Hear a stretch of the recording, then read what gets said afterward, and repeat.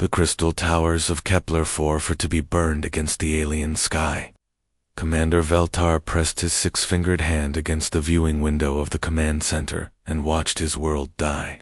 Below him, the beautiful cities of the Zephyrian people crumbled under waves of mechanical death. The enemy had no name that translated well into any language. The Zephyrians called them the Harbinger Swarm. They were machines the size of buildings, made of dark metal that seemed to eat light itself. They moved across the surface of worlds like a disease, breaking apart everything they touched and turning it into more of themselves. Veltar had seen 17 worlds fall to these creatures, 17 beautiful planets full of life and art and music, all reduced to bare rock and twisted metal. His own world would be the 18th. The orbital defense platforms that had protected Zephyrian space for 1,000 years were already falling. Bright explosions lit up the darkness above as the last of their fleet died fighting. "Commander," said his aide, a young female named Kreith. Her voice shook with fear. "The southern continent is lost. The machines have reached the capital city." Veltar closed his eyes. In the capital lived nearly 50 million of his people. By tomorrow, they would all be dead, or worse. The Harbinger Swarm did not just kill. They took the living and changed them into something else, something that served the machines. "How long until they reach us?" he asked. 6 hours, maybe 7, Kreith replied. "The mountain barriers might slow them down." 6 hours. Veltar thought about his mate and their 3 younglings, safe in the deep shelters for now. Safe until the machines dug them out. The Harbinger Swarm never left anything alive.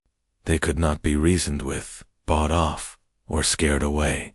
They just consumed and grew stronger. "Commander," another voice called out. It was Telvin, their communications officer. "I'm reading something strange on the deep space channels." Velt turned away from the window. "What kind of strange?" "Emergency protocols, sir. Ancient ones. I think they're distress signals from other worlds." Other worlds. Veltar felt a cold weight in his chest. How many Telvin worked at his station for a moment? "Dozens, sir. Maybe hundreds. They're all using the same basic pattern. Coordinates, population counts, requests for military aid." "Military aid," Veltar almost laughed, but there was no humor left in him. Every major civilization in the galaxy knew about the Harbinger Swarm. None of them had ever sent help to the worlds that fell. The smart species stayed far away and hoped the machines would take a long time to reach them. But the protocols existed for a reason. Long ago, when the galaxy was young, there had been agreements between species, mutual defense pacts, promises to help each other when the darkness came. Those promises had been broken so many times that most people forgot they ever existed. "Sir," Kreith said quietly, "what are your orders?" Veltar looked around the command center. 30 of his best people worked at their stations, trying to coordinate a defense that everyone knew was hopeless. They stayed because it was their duty. They would die because no one would come to help them. But maybe someone should know that. They had tried Telvin, he said. "Activate the emergency protocols." The communications officer looked confused. "Sir, all of them. Every frequency, every channel, every ancient signal code we have on file. Broadcast our coordinates, our population, and a request for immediate military assistance." Commander Kreith whispered, "No one will answer. No one ever answers." Veltar knew she was right. He had seen the intercepted communications from other species when worlds fell to the Harbinger Swarm. They all said the same thing. "Not our problem. Too dangerous. Better them than us." The galaxy had learned to look the other way when worlds screamed for help. "Maybe not," he said, "but we have to try. If there is anyone out there who still remembers what it means to help others, they deserve to know that we existed, that we fought, that we asked for help before we died." Telvin's hands moved over his controls. "Message ready, sir. Broadcasting on all frequencies. Send it." The signal went out from the dying world in a burst of energy that would travel faster than light across the galaxy. It carried coordinates to a world most people had never heard of. It carried the population count of a species that would soon be extinct. It carried a simple request for military aid from anyone brave enough to fight an enemy that had never been defeated. Veltar watched. The transmission indicator flashed green. Somewhere out there, alien computers would receive his message. They would analyze it, understand it, and file it away with all the other hopeless pleas for help that came from dying worlds. But maybe, just maybe, someone would care enough to respond on in a small monitoring station on the edge of a yellow star system. Lieutenant Jake Morrison sipped his coffee and watched the deep space communication arrays do their slow dance across the sky. It was quiet duty, the kind that let him catch up on reading and think about his girl back on Earth. The arrays mostly picked up cosmic, background radiation, and the occasional signal from one of the deep space probes. When the alien transmission came through, it took him a moment to realize what he was looking at. The computer systems had been programmed to recognize certain patterns, just in case humanity ever made contact with other intelligent species. Those patterns had never triggered before. They were triggering now. Jake set down his coffee and leaned forward to study the data. The signal was strong, focused, and definitely artificial. It followed mathematical patterns that could only come from an intelligent source. More than that, it seemed to be some kind of standardized format, like a universal emergency broadcast. His hands shook as he began the process of forwarding the signal to Earth. Humanity's first contact with alien intelligence, and it was a cry for help from a dying world. Far away on Earth, Admiral Kate Sullivan would soon face the most important decision in human history. She would have to choose between the safety of her own species and the lives of aliens she had never met. She would have to decide if humanity was ready to step onto the galactic stage. But first, she would have to understand what the galaxy really thought of the species from the third planet of an unremarkable yellow star. She would have to learn that humanity already had a reputation among the stars, a reputation that would terrify her and change everything she thought she knew about her own people. Admiral Kate Sullivan stood in the war room deep beneath the mountains of Colorado and stared at the holographic display that showed an alien star system 30,000 light-years away. The display had been built from the data Jake Morrison had intercepted 3 days ago. 3 days since humanity learned they were not alone in the universe. "Tell me again what we're looking at," she said to Dr. Nathan Price, the xenobiologist who had been working around the clock to understand the alien transmission. Dr. Price rubbed his tired eyes and pointed to the hologram. "A civilization calling themselves the Zephyrian Collective. They've been broadcasting distress signals for 72 hours. Based on what we can decode, they're facing complete extinction from something they call the Harbinger Swarm. And you're certain this is real?" "As certain as we can be without going there ourselves.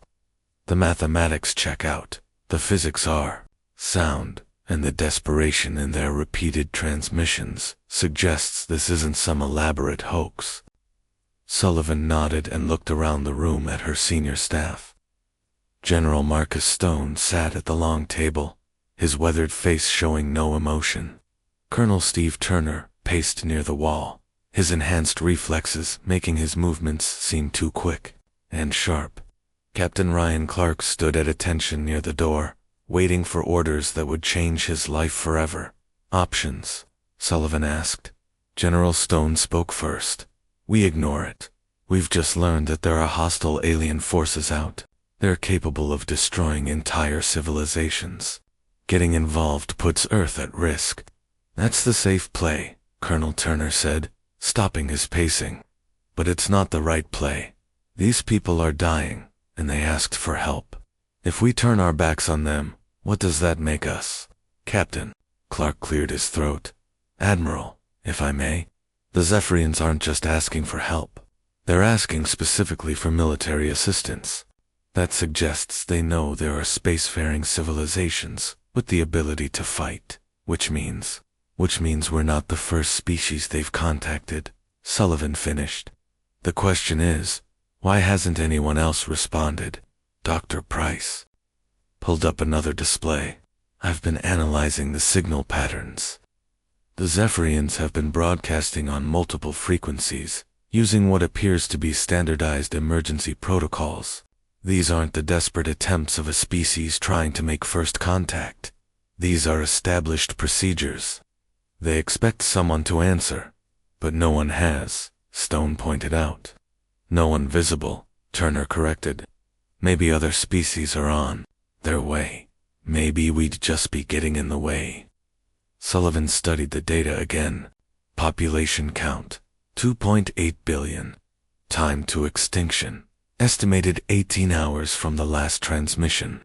An entire civilization was about to die, while humanity debated whether to get involved. She thought about the ships waiting in the dark. Spaces between planets. Humanity had been building deep space combat vessels for 50 years, ever since the first long-range telescopes had detected signs of intelligent life among the stars. The ships had been built in secret, in hidden shipyards beyond Neptune, because everyone agreed that first contact might not be peaceful. Now first contact was here, and it was exactly as violent as they had feared. How quickly can we mobilize the fleet? She asked. Stone leaned forward. Kate, think about what you're saying.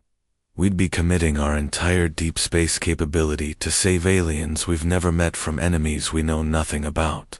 18 billion people, she said quietly.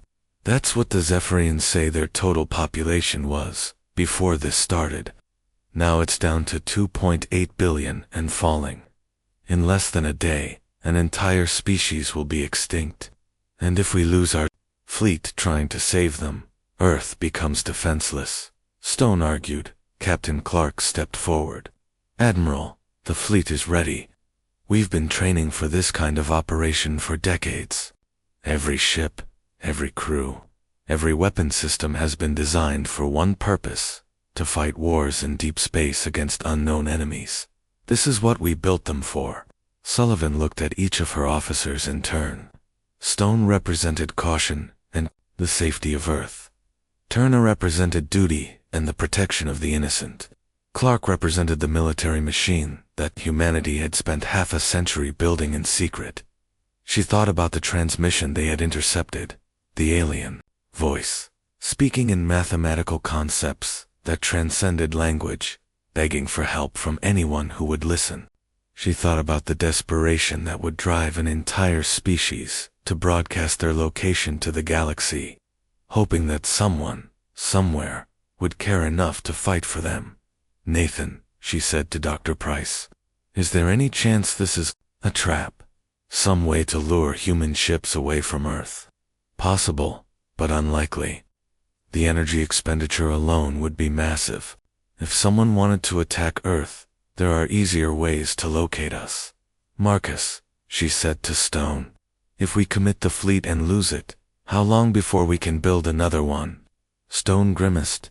10 years minimum, maybe 15. Steve, she said to Turner, if we save the Zephyrians, what happens next? Do we become the galaxy's police force? Turner shrugged. Maybe, or maybe we inspire other species to start helping each other. Someone has to be first. Sullivan walked to the holographic display and stared at the distant star system where an alien civilization was fighting for its life. She thought about humanity's long history of answering calls for help, even when it was dangerous, even when it was stupid, even when everyone said it was impossible. Ryan, she said to Clark, how long to reach the Zephyrian system? 72 hours, at maximum hyperspace velocity. But Admiral, by the time we arrive, they'll be dead. I know. She turned to face her officers. Unless we leave now. The room fell silent. Outside, Sullivan knew, the largest military mobilization in human history was waiting for her order. 300 ships, including the massive dreadnoughts, that represented the pinnacle of human military technology. 50,000 of Earth's finest soldiers and spacers, trained to fight wars that everyone hoped would never come. But the wars had come anyway, just not to Earth. Katie, Stone said quietly, using her first name for the first time in years. If you're wrong about this, if I'm wrong, we lose the fleet and Earth becomes vulnerable. If I'm right, and we do nothing, we lose something more important. She straightened up and looked around the room. We lose the right to call ourselves human. She touched the communication panel on the table. Throughout the solar system, red lights began flashing on military bases and hidden shipyards. Emergency. Codes went out to ships that had been waiting in the dark for this moment. All ships, prepare for immediate deployment. Destination, Zephyrian space. Mission, render military assistance to Allied forces under attack by hostile aliens. We leave in 6 hours. As her officers hurried from the room to begin the largest military operation in human history, Sullivan remained alone with the holographic display. She watched the alien star system and wondered if she was about to save a civilization or doom her own species. In the end, it didn't matter. Someone had asked for help, and humanity was going to answer. That was what they did. That was what made them human, even if the rest of the galaxy would soon learn to fear them for it. The human fleet dropped out of hyperspace at the edge of the Zephyrian system and found hell waiting for them. Captain Ryan Clark stood on the bridge of the TDF Valkyrie and watched the tactical displays paint a picture of systematic destruction. That made his stomach turn. 17 dead worlds orbited the alien star, where once there had been cities and forests and oceans. Now there was only twisted metal and bare rock. The planets had been stripped clean, their surfaces covered with massive industrial complexes that built more machines of war. "My God," whispered Lisa, parked from her weapons station. "What happened here?" The answer came from the planet closest to them. KEPLER 442. B still had life on it, but barely. The surface was covered with a moving carpet of mechanical creatures that swarmed like insects. Each machine was the size of a city block, with multiple arms and cutting tools that tore apart everything they touched. "Contact from the planet's surface," reported Ben Hayes from communications. "It's the Zephyrians." The alien face that appeared on the main screen was unlike anything the humans had ever seen. Commander Veltar had 6 eyes arranged in a circle around his head, and his skin was a pale blue color that seemed to glow with its own light. But the expression of desperate hope was universal. "Unknown vessels," Veltar said, his voice translated by the ship's computers. "Are you here to help us?" Clark looked back at Admiral Sullivan, who had come aboard the Valkyrie to personally command the battle. She nodded. "This is Admiral Kate Sullivan of the Terran Defense Force," she said. "We received your distress signal. We're here to help." The relief that crossed Veltar's salient features was heartbreaking. "Terran, we do not know this species, but you came. You actually came. How many of your people are still alive?" Sullivan asked. "Perhaps 2 million on the surface. They hide in deep shelters, but the machines find them eventually. We have maybe 12 hours before." Veltar stopped, unable to finish. Sullivan turned to Clark. "Captain, what's our tactical situation?" Clark studied the displays. The Harbinger Swarm had approximately 5,000 ships in orbit around the planet, each one a massive construction of dark metal and weapons. They moved in perfect coordination, like parts of a single organism.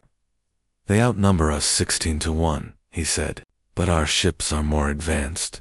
The question is whether we can do enough damage before they overwhelm us." Colonel Steve Turner spoke from the Marine Command Center. "Admiral, request permission to begin ground operations. My people can start evacuating civilians while the fleet engages the orbital forces." Amy Rodriguez, the chief engineer, looked up from her station. "Admiral, I'm reading something strange about those ships. They're not using conventional power sources. It's almost like they're powered by something organic." Before Sullivan could respond, the Harbinger swarm noticed the human fleet. The alien machines turned as one and began moving toward them with terrifying speed. All ships, prepare for combat, Sullivan ordered. Remember, our job is to buy time for the evacuation. Every minute we hold them back saves lives. The battle began when the first wave of Harbinger ships entered weapons range. Clark had expected a chaotic fight, with both sides blasting away at each other until one side was destroyed. Instead, he watched in amazement as the human fleet moved like a single organism. The ships had trained together for decades, practicing coordinated attacks against multiple enemy targets. Now that training paid off. The human vessels spread out in a perfect formation, each ship covering another's weak points while concentrating fire on specific enemy targets. Lisa Park's fingers flew over her weapons controls. Firing solution locked on target. Alpha 7. Plasma torpedoes away. The Harbinger ship she targeted simply vanished in a ball of superheated gas. Around the fleet, other human ships were achieving similar results.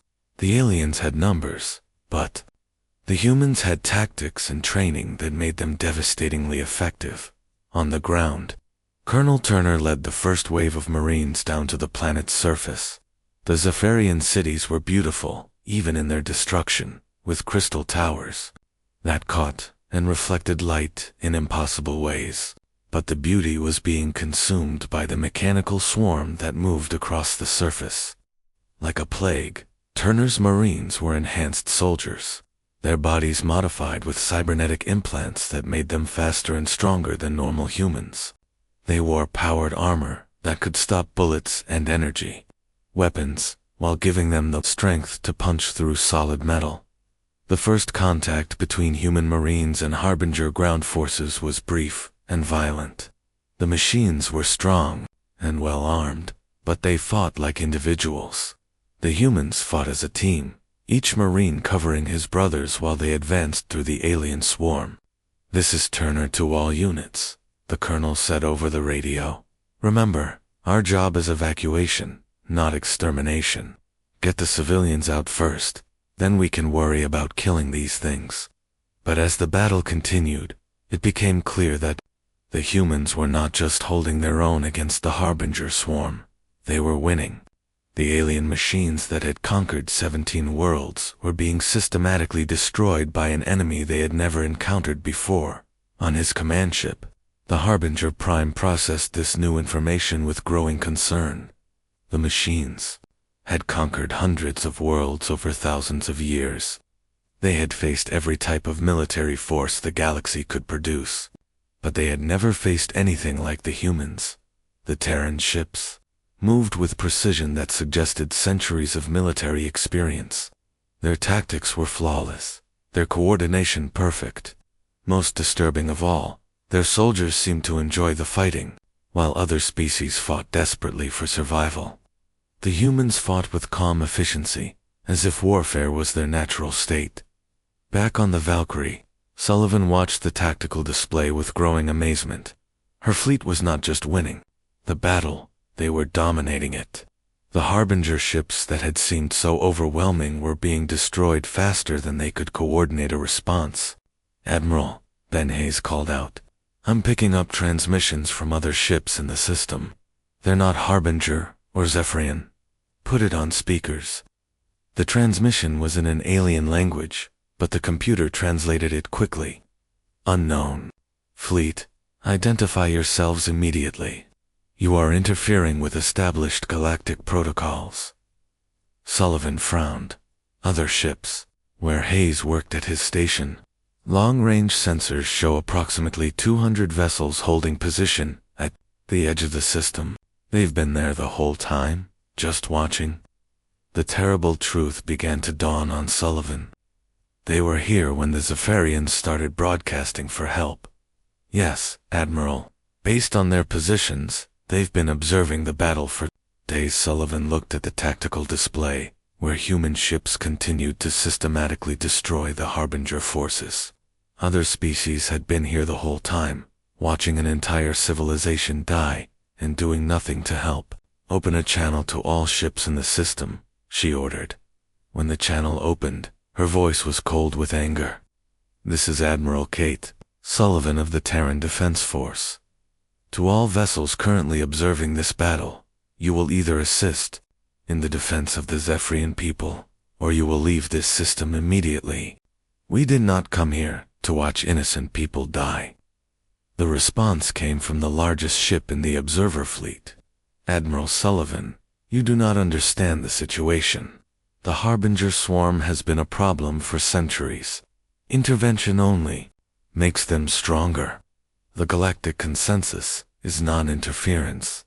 Then your galactic consensus is wrong, Sullivan replied. And you're about to see why. She turned to Clark. Captain, destroy the remaining Harbinger forces. All of them. Show the galaxy what happens when Earth answers a call for help. The last phase of the battle was not a fight, but an execution. The human fleet moved through the remaining Harbinger ships like a scythe through wheat. Every alien machine was destroyed. Their wreckage scattered across the system as a message to anyone watching. When the last Harbinger ship was vaporized, the system fell silent. The mechanical swarm that had conquered 17 worlds had been completely destroyed in less than 6 hours. On the planet's surface, Colonel Turner stood among the rescued Zephyrian civilians and looked up at the sky, where human ships patrolled, like guardian angels. The aliens stared at him with expressions of awe and terror. They had asked for help, and help had come. But the help was more terrible and efficient than anything they had imagined possible. The humans fought wars the way other species built art, with passion, skill, and devastating beauty. Above them, Admiral Sullivan prepared to learn what the galaxy really thought of the species from Earth. She was about to discover that humanity had been fighting these wars for 200 years, and the rest of the galaxy had been letting them do it. 3 days after the battle, Admiral Kate Sullivan sat in the rebuilt Sephorian Command Center and listened to the most disturbing briefing of her life. Ambassador Alina Cross had arrived from Earth with a full diplomatic team, and Dr. Nathan Price had been working around the clock with Zephyrian historians to piece together the truth about humanity's place in the galaxy. The truth was worse than anyone had imagined. Show her the records, Dr. Price said to Kreeth, the young Zephyrian aide who had become their liaison. Kreeth activated a holographic display that showed a map of the galaxy. Hundreds of star systems were marked with red dots, each one representing a world that had sent out distress signals over the past 2 centuries. Next to each red dot was a smaller symbol showing which species had responded. Every single symbol was the same, a small blue circle representing Earth. This can't be right, Sullivan said, staring at the display. We've only been capable of interstellar travel for 50 years. That's what we thought too, Dr. Price replied. But according to Zephyrian records, human ships have been appearing in crisis situations for over 200 years. Every time a civilization broadcasts an emergency signal, your people show up and win wars that everyone else considers unwinnable. Ambassador Cross leaned forward in her chair. How is that possible? Our earliest FTL experiments only started in 1975. Kreeth manipulated the display, zooming in on specific star systems. The first recorded appearance of human vessels was in the Andorian crisis of 1823, by your calendar. A species called the Veltar were being exterminated by something called the Void Hunters. They sent out desperate transmissions for help, and 3 days later, ships bearing the insignia of Earth arrived and destroyed the entire Void Hunter fleet. 3 ships, added Commander Veltar, who had been listening quietly. 3 human ships against a fleet of 10,000. The battle lasted 6 hours. When it was over, the Void Hunters were extinct, and the Veltar were free. Dr. Price pulled up another file. It gets worse. Or better, depending on how you look at it. The Thornberry Incident, 1856. The Cascade War, 1879. The Battle of the Iron Nebula, 1923. Every major galactic crisis for the past 2 centuries has ended the same way. Human ships arrive. Impossible odds are overcome. Civilizations are saved. Sullivan felt a cold weight in her stomach. Are you telling me that humanity has been fighting galactic wars for 200 years and Earth doesn't know about it? That's exactly what we're telling you, Cross said. But it gets stranger. According to the records, human ships don't just win these battles. They win them in ways that terrify other species. The galaxy has come to think of humans as something like gods of war. Kreeth activated another display, this one showing intercepted communications between various alien governments. The computer translated the text, but the meaning was clear even without translation. The Deathbringers from Sol return, ... The Terran fleet approaches our borders. Recommend immediate evacuation of all military assets. Under no circumstances should any vessel engage ships bearing Earth insignia. Retreat is the only option. The war beasts of the Third World have awakened again, ... Double quotes, Commander Veltar spoke quietly. Admiral Sullivan, you must understand. Your species has a reputation in the galaxy.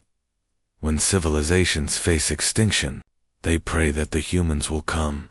When empires threaten their neighbors, they fear that the humans will intervene. You are known as the only species that answers distress calls, and the only species that has never lost a war. Never lost a war, Sullivan repeated. Never, Veltar confirmed. In 200 years of galactic conflict, human forces have never been defeated, not once. You don't just win battles, you win them so completely that your enemies cease to exist as a threat. Dr. Price pulled up a final display. This is the part that should really concern you. According to galactic intelligence networks, there have been discussions among the major powers about the Earth problem. They're afraid of you. The display showed a classified communication between the Hegemony Council, the governing body of the galaxy's oldest civilizations. The message was brief, but chilling. The Terran species represents an existential threat to galactic stability. Their pattern of military intervention cannot be allowed to continue indefinitely. Options for containment are being evaluated. Sullivan stood up and walked to the window that looked out over the Zephyrian capital. The city was being rebuilt, its crystal towers rising again from the wreckage left by the Harbinger swarm. In the distance, human ships patrolled the sky while marine engineers helped with the reconstruction effort. Alina, she said to Cross, in your opinion, has humanity been manipulated into serving as the galaxy's military force? Cross considered the question carefully. It's possible. If other species know that humans will respond to distress signals, they might choose not to. Develop their own military capabilities. Why build an army when you can just wait for Earth to save you? And when the crisis is over, Sullivan asked. The humans leave, Veltar said. They never stay, never ask for payment, never try to establish control over the worlds they save. They just make sure the threat is eliminated, and then they go home. How convenient for everyone else, Sullivan said bitterly. Dr. Price cleared his throat. Admiral, there's one more thing you need to know. I've been analyzing the communication patterns from the observer fleet that was here during the battle. They weren't just watching, they were recording everything. Recording for what purpose? Intelligence gathering. They wanted to see how human military tactics have evolved, the way we coordinate our fleets, the efficiency of our ground forces, the effectiveness of our weapons. They're studying us. Sullivan turned back to the group. Studying us for what? To build better defenses against us? Maybe, Cross said. Or maybe to find a way to stop us from responding to distress calls.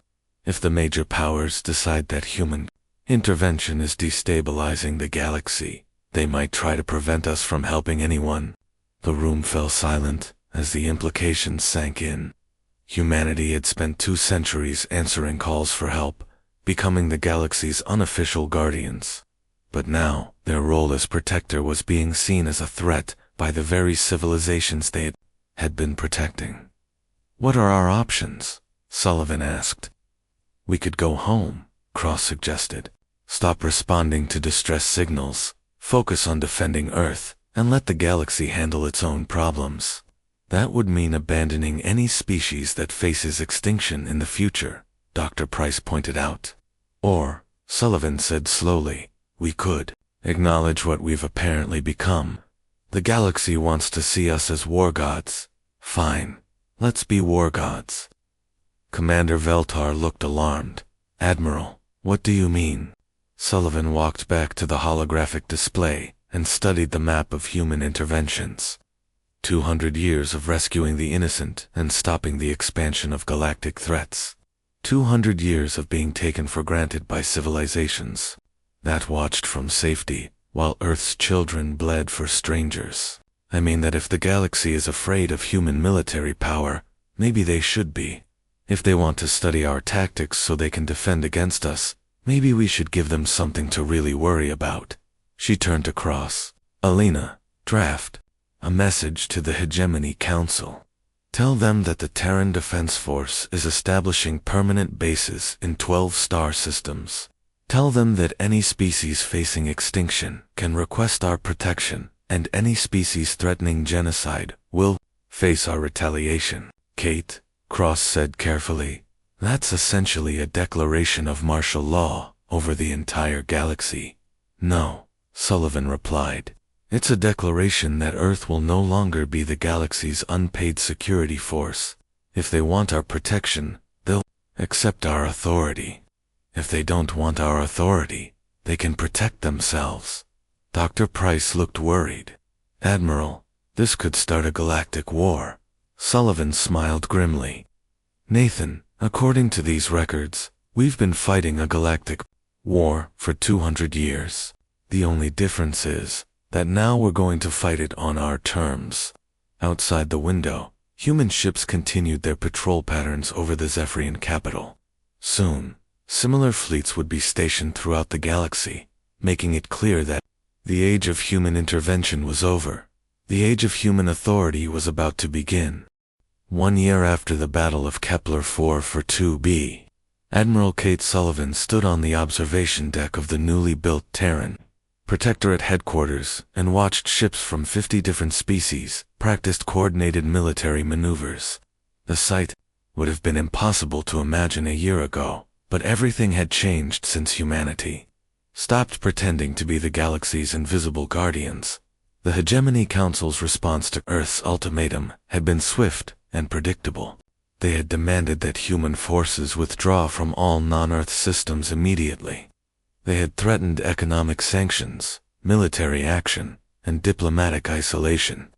They had tried everything except actually fighting the humans, because 200 years of battlefield reports had made it clear that fighting humans was a form of suicide. Captain Ryan Clark, now promoted to Admiral and Commander of the Third Fleet, approached with his daily briefing.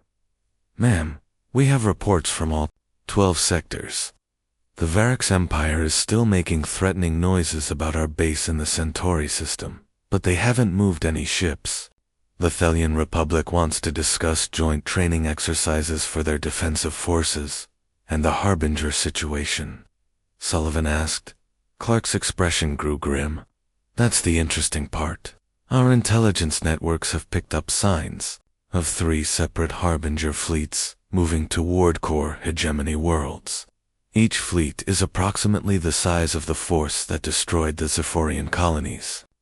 Sullivan turned from the window. How long until they reach populated systems? 6 weeks, for the closest one. It's headed for the Altarian cluster. 12 billion people. And the Hegemony's response. They're trying to build a coalition fleet. So far they've managed to assemble about 300 ships from various member species. Their tactical projections show a 70% casualty rate, even if they manage to stop one Harbinger fleet. Sullivan walked to the holographic display that dominated the command center. It showed the current position of all Terran forces throughout the galaxy, as well as the approaching Harbinger fleets. The math was simple and brutal, without human intervention. 3 core worlds of the Hegemony Council would fall within 2 months. Have they asked for our help? She asked. Not officially. but we're picking up a lot of encrypted communications between hegemony worlds. They're scared. Colonel Steve Turner entered the command center, his enhanced reflexes making him move with predatory grace. Admiral, I've got 10,000 Marines ready for deployment. Just say the word. Steve, what's the mood among your people about fighting for the species that have been using us for target practice politically? Turner shrugged. Mixed. Some of them think we should let the hegemony burn for threatening us. Others say that innocent people don't deserve to die because their leaders are idiots. Before Sullivan could respond, Ambassador Alina Cross hurried into the room carrying a datapad. Kate, you need to see this. We just intercepted a transmission from the Altarian government. They're not waiting for the Hegemony Council. She handed Sullivan the datapad. The message was simple and direct. To the Terran Protectorate, the Altarian Republic. Requests immediate military assistance against incoming Harbinger forces. We formally accept Terran authority in exchange for protection of our civilian population. There, breaking ranks with the hegemony, Sullivan realized. It gets better, Cross said. We've received similar messages from 15 other worlds in the path of the Harbinger fleets. They're all willing to accept human authority in exchange for protection. Clark whistled softly. If those worlds formally join the Protectorate, we'll control access to the major trade routes in that sector. The hegemony will be forced to negotiate with us for basic commerce. Sullivan studied the tactical display again. The approaching Harbinger fleets represented a crisis that would define humanity's role in the galaxy for generations.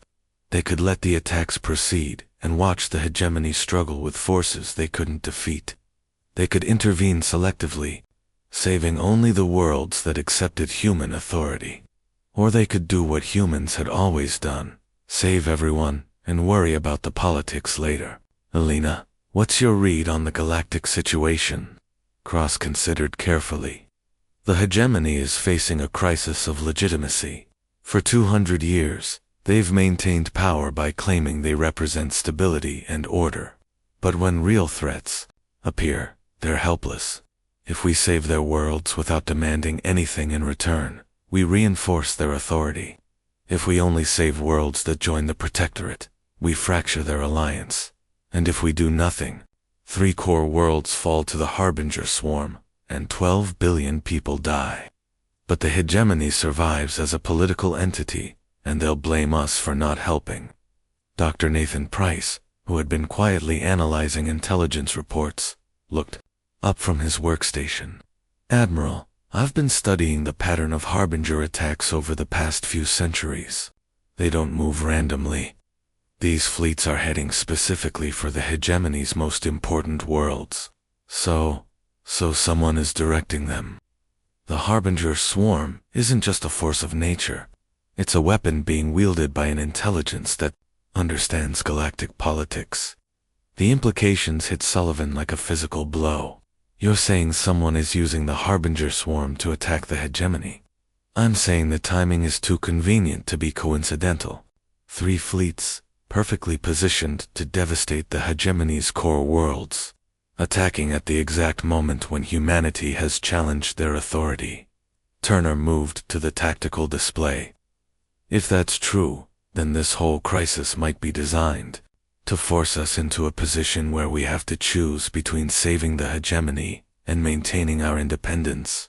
Or, Clark added, it's designed to make us look like monsters if we don't sacrifice our people to save theirs. Sullivan felt the weight of command settling on her shoulders like a physical force. Every decision she made would be analyzed by historians for centuries. She could save the hegemony and be remembered as a hero who put duty above politics. She could let them burn and be remembered as a monster who valued power over innocent lives. Or she could find a third option. Alina, open a channel to all hegemony worlds, all Protectorate members, and any species with FTL communication capability. That's half the galaxy, Cross warned. Good. It's time they all heard this. When the channel was open, Sullivan stood. before the recording device and spoke with the calm authority of someone who had seen enough war to last several lifetimes. "This is Admiral Kate Sullivan of the Terran Protectorate. We are aware of the approaching Harbinger fleets that threaten multiple star systems. We are also aware that certain political entities have chosen to view human military intervention as a threat to galactic stability." She paused, letting her words sink in across thousands of worlds. "Today, we offer the galaxy a choice. Any world, any species, any government that faces extinction can request our protection. We will respond, regardless of your political affiliations, your past actions, or your opinions about human authority. We will fight for you because it is right, not because it benefits us." Another pause. "But understand this, we will no longer fight your wars in secret. We will no longer pretend to be your invisible guardians. When we save your worlds, the galaxy will know who did it and why. When we defeat your enemies, you will acknowledge our sacrifice. And when we ask for your cooperation in building a better galaxy, you will listen." She stepped closer to the recording device. "The age of human intervention is over. The age of human leadership has begun. We did not ask for this responsibility, but we will not abandon it. Send us your distress signals, and we will answer. But know that when we come to save you, we come as your protectors, your allies, and your guides toward a future where no species stands alone against the dark." Sullivan ended the transmission and looked around the command center at her staff. They represented the best of humanity: warriors, diplomats, scientists, and engineers who had dedicated their lives to protecting others. "All right, people," she said. "Let's go save the galaxy again. But this time, we do it properly." Within hours, the largest military mobilization in galactic history began. Human fleets moved toward all three Harbinger incursion points, carrying weapons and tactics that had been perfected over 2 centuries of constant warfare.